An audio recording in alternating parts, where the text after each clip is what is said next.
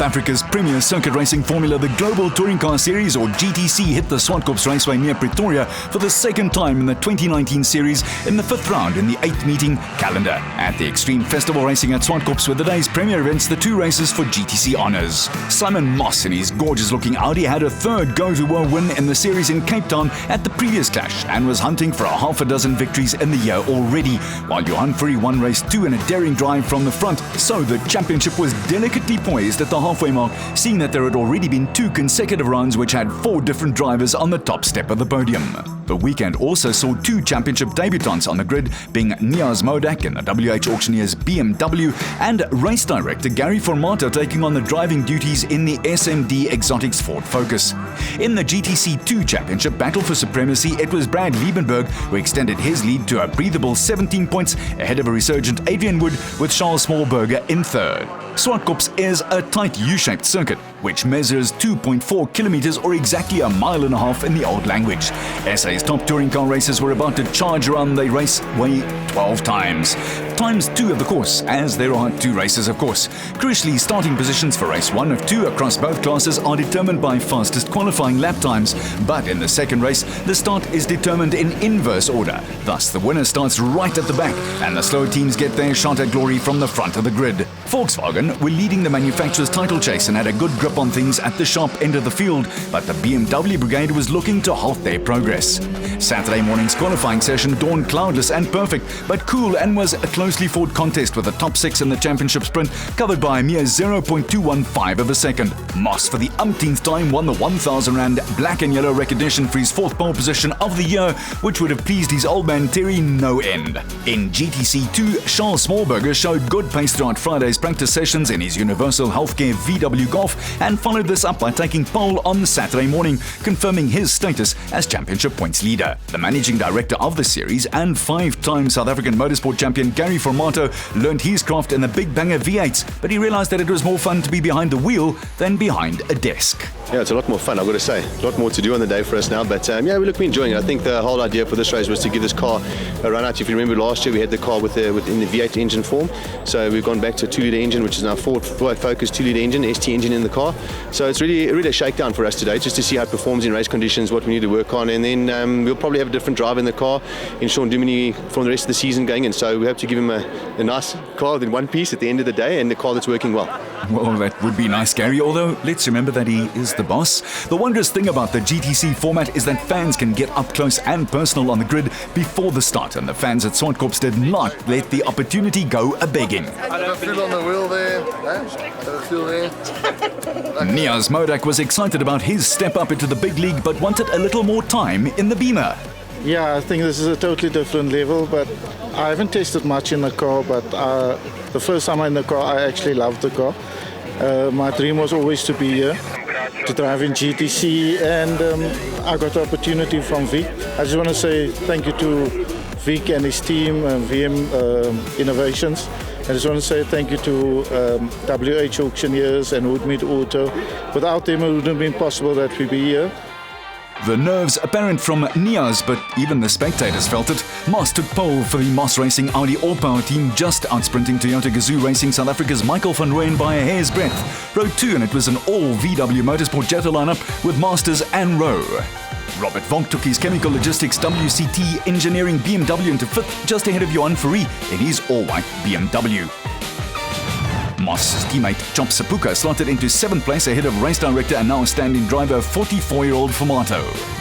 With Niaz Modak and the WH Auctioneers BMW at the back, so a nice spread of manufacturers on the grid. Ditto in the GTC 2s as Universal Healthcare's Charles Smallberger and VW Motorsports Liebenberg lined up behind him, with Adrian Wood 0.03 of a second ahead of Mandlam Dekani, who qualified his Transitliner Mini John Cooper Works in 4th. While Paul Hill in his Kalex VW Golf brought up the rear. Michael van Rooyen in the Gazoo Toyota invited us along for the ride, and we gladly accepted his kind request.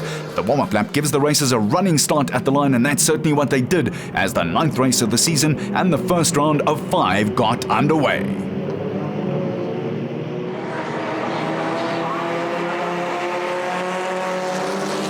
Moss angled it in perfectly and from the get-go shut the door comprehensively on Van Rooyen in a very neat move, but Robert Volk and his BMW got the lightest of touches from the back and lost control in what could only be described as a balletic move, although Robbie would not have wanted to do the pirouette if he could have helped it. Luckily he righted the ship and went on his way, albeit right at the back with miles of ground to make up. Zwartkops was redesigned along the most fashionable and practical trends in world racing circuit planning in the early 2000s, with the American amphitheater concept making at least 70% of the circuit visible to all spectators. Next off though, it was Van Rooyen, who drifted just wide enough onto the curb to lose some traction, and then he did some serious off-roading too. For he is a multiple national champion, and the Cape-based driver sees Zwartkops Raceway as a home away from home. It's a circuit he knows well. The Raceway has had him produce a host of superb results throughout the previous 3 GTC championship seasons, just missing out on victory on no less than 4 occasions. Up front though, Moss was in his customary dictating mood, and the gap was starting to grow for the man from Port Elizabeth, followed by the Gentas of Masters and Rowe, then Fourie, who'd nailed it past Van Rooyen and Sepuka back in 6th.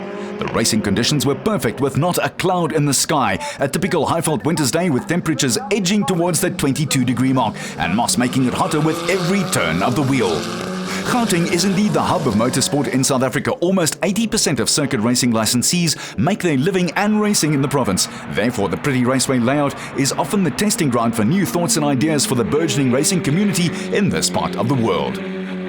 Rowe is a phenom with 1 win to his name already this season and just 8 points behind his teammate Masters in 3rd place on the log. Moss is the only driver to have won at least 1 race at each circuit thus far in 2019, while main rival Keegan Masters in 2nd place has not recorded a win yet despite consistently accumulating points through a host of podium finishes, 6 of them in all. However, when Moss has the car set up right and he's in control like this, he's one tough customer, and he was making the gap grow perceptibly to his pursuers, while the gap to the battle for 4th place was also opening up just some Gauteng daylight. In the GTC 2s, Charles Smallberger and that Universal Health Golf GTI of his was edging away from Liebenberg and Wood, while a game Dekani and the Mini tried to keep contact with Paul Hill, filling his rearview mirrors with some more golf. Formato and Modak was certainly getting one tied on as well. In car now with Fourie, let's watch the privateer in his office. Van Rooyen not yet making an impact, but the Toyota man is quick and needed to make up for his slip on lap 1. He kept up the pressure. Meanwhile, Masters was gamely trying to hold on to Moss's coattails, but without much effect nor luck, and the same could be said of his VW teammate Rowe. Still it was Fourie and then the Toyota with Van Rooyen back in the hunt for 4th, but it seemed as if Johan had his number through the corners, and every time the pressure was released, as the Beamer got away again.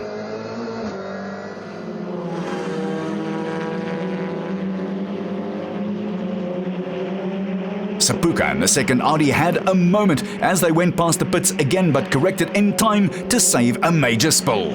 However, that just left more tarmac open behind Van Rooyen, which left him only having to reconfigure a way past the Cape Townian in front of him, and that little twitch had Sepuka with a lot of black top open in front of him.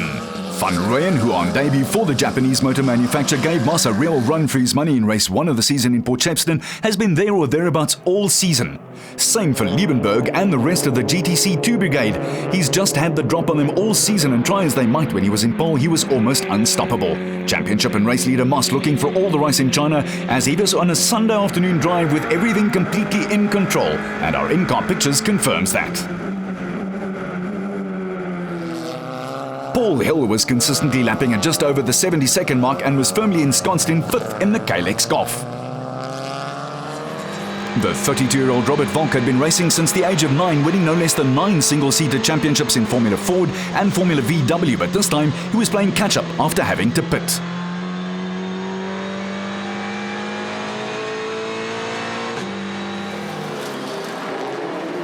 The GTC 2s were giving it horns, but they couldn't make any headway on Smallberger, who was very much in a class of his own in GTC 2, but that didn't stop him from making life hard for Volk, who was storming through the field wanting to secure a good starting spot for race 2 in the reverse order grid.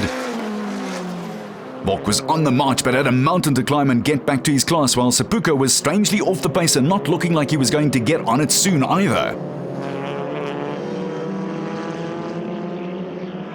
In the GTC 2s, Mdakani in his Mini, doing an impression of a New Zealand rugby player, was steady as she goes, but Moss the Boss was coming past and doing so quickly. The part of the race, the latter laps, is always fraught with danger for the race leader, who has to navigate his way past the slower traffic, but Moss has a lot of experience this year, looking for win number 6.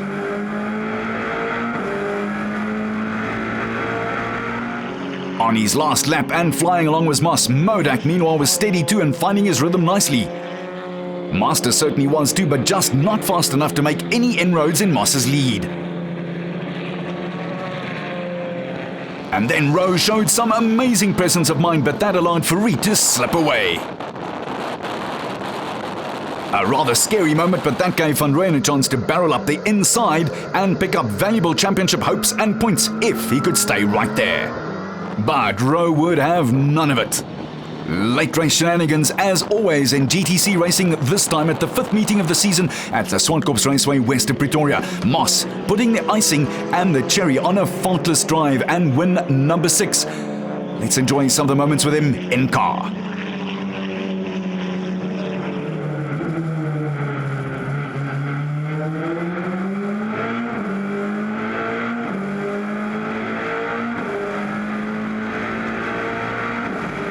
That Audi sounding smooth and mean. In the meantime, Rowe and Van Rooyen were producing one of the battles of the day for 4th, but that in turn just allowed Farid to slip further up the road as these two men were preoccupied with each other.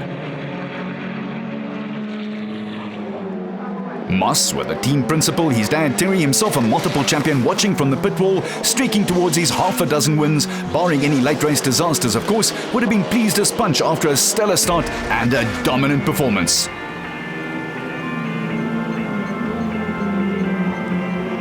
Moss it was then who took his 6th victory of the season ahead of Masters with a solid Farid completing the podium in 3rd spot.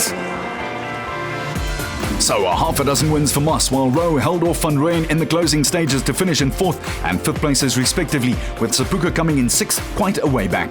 Another win for Smallberger, while Liebenberg and Wood retained their positions to complete the podium. For Moss, there have been a few intricate electrical issues, but you'd never have said so from his consistent output on the top step of the podium. Yeah, I'm very chuffed. I think we've had a difficult season with regards to small issues here and there that aren't really repairable on the mechanics side. It's just freak wiring issues we've had, but managed to solve everything. The car came home in one piece, and the guys have done a great job this weekend. We battled in practice, but we knew the tyres were a bit old compared to the other guys. And come qualifying, we put it on pole and led from start to finish. So got a little bit of pace in the bag for race 2, and there's going to be a lot of traffic, so we're going to have to just try and work our way through. Smallberger built a solid lead and then held on to take his 2nd win for the season. Yeah, great. Just a big thanks to my team and my sponsors for putting everything together. And yeah, I got a good start and I managed to avoid a bit of crashes in turn 1 with the GTC 1 guys. And once I got through there, I had a bit of a gap and I managed to hold them off. Now the hard work started for the teams as they had to sort out car setup and those little minor ailments that happen when your driver is going as fast as he can out there. The 5th round of the 2019 GTC series at Zwartkops Raceway continues right here, right after this.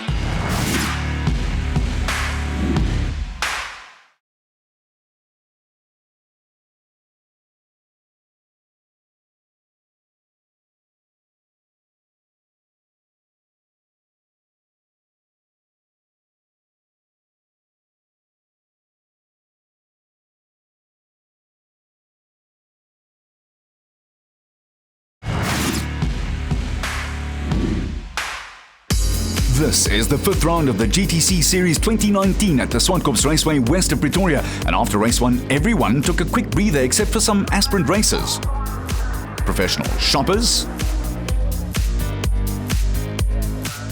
some entertainers, and photographers and their models. And then of course the mechanics who had their work cut out for them to get the cars ready for race 2. As the cars rolled out for the 10th race of the season, the GTC racing started at the Desi Raceway in KwaZulu-Natal earlier in the year, pitted at Zwartkops, while the next stop on the calendar was Killarney in the mother city. Port Elizabeth's Aldo Scribanti was next, and then back to Pretoria. still coming up, and the very next stop, the East London Grand Prix circuit, and the series finishes off with another visit to Cape Town, topped off by the finale in late October at the Red Star Raceway in Delmas. Here at Zwartkops, Robbie Volk started on the front row of Race 2's inverted grid alongside fellow pole sitter Gary van Marto, who seemed to have had the Ford sorted out and ready to rock and roll in Race 2. Paul Hill in GTC 2's pole gave it the thumbs up, as did Mandla Mdekani. The tension at the start of the race is always palpable, and it was no different here in Race 2. In car again with Moss, who would now be starting right at the back and would have to produce a demonic drive to get on the podium and squirrel away some more championship points. The start of Race 2, and they're off. Volk would be very difficult to beat from pole, and it would probably need a mistake or two from him or a blind over drive from someone else, or both. Moss immediately impatient to get going. 9 cars all bunched up, and Volk holding station. It drew gasps from the crowd as they raced under the proverbial blanket. Something would have to give. And it did. Sepuka with a touch from someone, and then the inevitable off. It looked like it was the end of the day for the likeable Audi man. That off gave Volk a chance to stretch his Beamer's legs, while Van Rooyen produced a good move to wiggle into second. With Fourie, Masters and Rowe about to embark on the second edition of their Titanic scrap in Race 1. Moss, on the other hand, was dying to get going but found himself hemmed in by the traffic.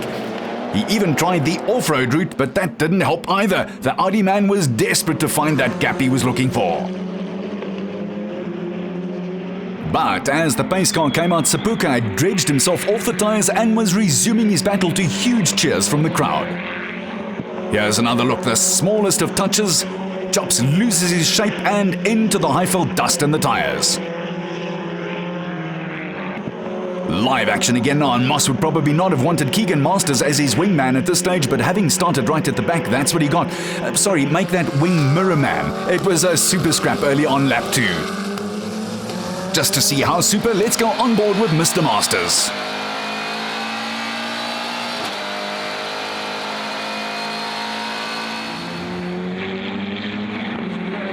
Formato again seemed to have problems with the Ford, and that touch on Sepuka and disappeared from view, never to be seen again, but Volk was in a mean mood and proved it up front. When you've got 2 decades of racing experience, you take the chances that come your way. Volk certainly did. But if Moss had thought he got rid of Masters, he was in for a big surprise as the Jetta pilot rambled up the inside on the turn, and Simon seemed unable to do anything about it. Up front, Van Rooyen had caught up to Volk again, so perhaps the sting in the tail was about to come from the output of the Toyota Corolla, while Moss and Masters were going at it hammer and tongs, Moss using all of the road and then some. The 2s and Race 2 saw Hill capitalizing on his pole position and started off with meaning. He had Mdekani behind him, who was holding back the chasing pack, with Smallberger, Wood and Liebenberg all trying to edge closer, but finding a solid passing spot at this raceway is far easier said than done. Hill was going well, but had them all lined up waiting to pounce on the smallest mistake. His driving, though, looked rock solid from the inside, particularly from Wood's perspective.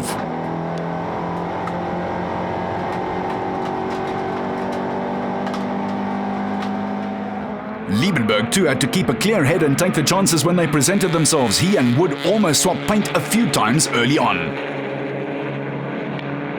In fact, it was mirror-to-mirror racing for the 2 stablemates.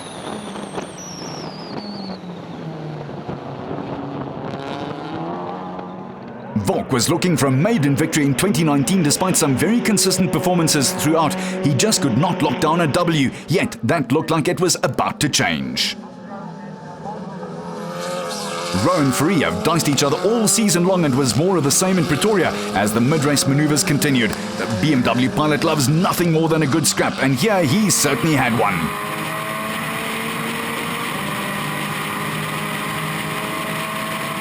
But there was now some serious daylight growing between Robert Volk and the rest, and he would have been growing in confidence too with the realization that he was literally and figuratively in the driving seat in Race 2. The GTC 2s and Liebenberg had a whole gaggle of cars in his rearview mirror. It must have been disconcerting to say the least, and then a charging Sepuka went by as well.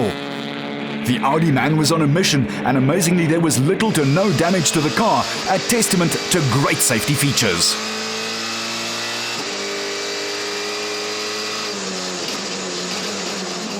Ndakani went by in a rush, and then it was Hill in the crosshairs next. Chops was grinding out a great drive.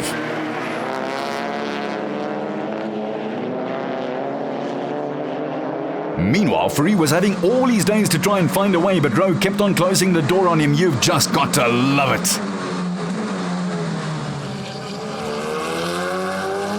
South African touring car lovers, and if you've got one of these makes you want to see how they race, were introduced to this global series back in 16, where a field of 2-litre turbo-powered racing cars chase each other around. As a result, the GTC Championship Series has created a huge revival in local circuit racing, a challenging mix of circuits with a race car setup and some of the best drivers, which tests every team principal, mechanic and machine to the extreme. Meanwhile, Fourie finally sensed an opening, manoeuvred it into the right entrance for the right-hander and made the move stick. Precision, Mr. Fourie. But now the roles had been reversed and thus the pressure too. Any little miscalculation and you'd be passed, and that applied throughout the field to everyone. The crowd loved this battle. The Beamer fanatics and the VW Jetta supporters got great joy out of this mano-a-mano battle. Supremacy here at the Zwartkops Raceway just west of Pretoria still up for grabs. Surprisingly, Moss wasn't going anywhere either. The GTC 2s and Hill still setting the pace, with Mbakani being pursued by a desperate Smallburger, with championship leader Liebenberg battling like a Trojan to get into contention from the back of the grid. Let's hop in car with Adrian Wood to see if he can catch Smallburger.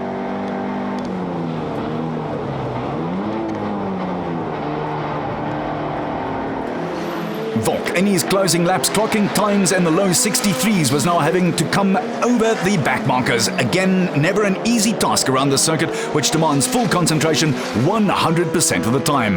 And Ndakani looked like he had an A-frame attached to him, pulling Smallburger around. He was just waiting to pounce.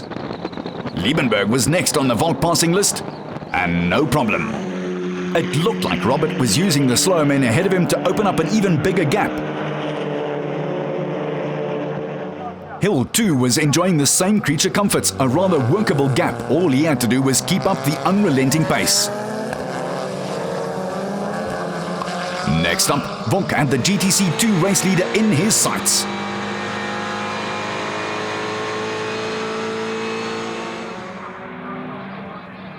Van Rooyen had a remarkably quiet yet steady race and was looking for another podium finish. Up into second, and he had, almost unseen, closed the gap on Volk after the slower traffic had in fact cost the race leader some time.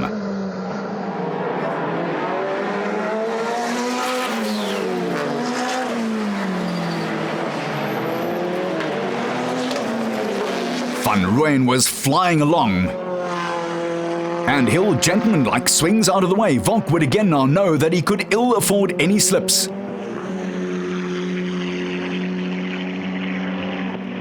That gap had certainly closed. And Masters too had his own problems. He still needed to pass Fourie. So one step left on the podium and two men contending for it. Something again had to give.